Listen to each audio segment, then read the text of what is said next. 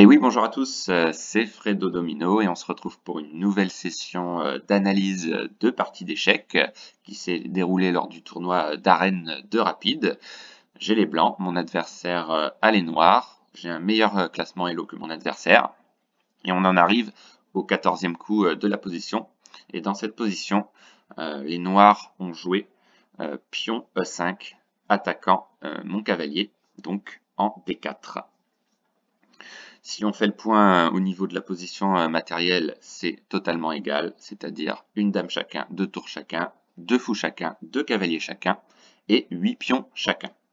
Mais j'ai un avantage positionnel par rapport à mon adversaire, mon roi est en sécurité, tandis que le sien est fortement menacé par mes pièces sur la colonne A avec voilà, une possibilité par exemple d'enfilade de la dame et du roi si je positionne ma tour en C1 par la suite. Donc je vous laisse trouver quel est le meilleur coup à jouer pour les blancs dans cette position.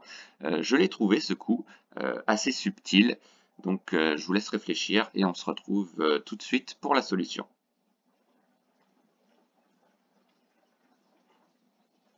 Donc on va passer à la solution de ce problème. Alors on voit effectivement que mon cavalier est attaqué par le pion, mais dans cette position, le meilleur coup, qui est également le meilleur coup de l'ordinateur que j'ai joué, est ce coup-ci, qui était pas forcément évident à trouver. C'était pion B5. Pion B5. Voilà. Alors mon adversaire ne s'est pas privé et a quand même pris mon cavalier, mais c'est une erreur. On va le voir pourquoi par la suite. Ensuite, je prends le pion donc, qui était en C6. Donc là, il est très dangereux que le fou attaque le pion, puisque là, il risque d'avoir de très nombreuses menaces. Il suffirait tout simplement de prendre le pion avec mon cavalier pour créer donc une enfilade. Donc, mon adversaire n'a pas pris le pion et a joué fou à 6, ce qui n'est pas un mauvais coup. Ensuite, donc je prends le pion avec le cavalier, et là, on se retrouve dans une position tout à fait égale. Les noirs ont joué un peu plus la sécurité et ont déplacé leur roi en B8 pour éviter toute enfilade, comme je vous l'ai dit. Ensuite, j'avance mon pion en B3, qui est un des meilleurs coups de l'ordinateur. Donc, les noirs prennent le pion, et ensuite, je prends de la dame pour menacer encore doublement le cavalier. Seul coup possible des noirs, c'était de jouer roi A7, chose qu'ils ont faite. Ensuite, je crée une nouvelle menace d'attaque du cavalier avec tour B1. Seul coup possible pour les noirs, c'est de défendre le cavalier avec tour B8. Ensuite, je joue un très bon coup qui est tour C1. Voilà, menaçant la dame encore une fois.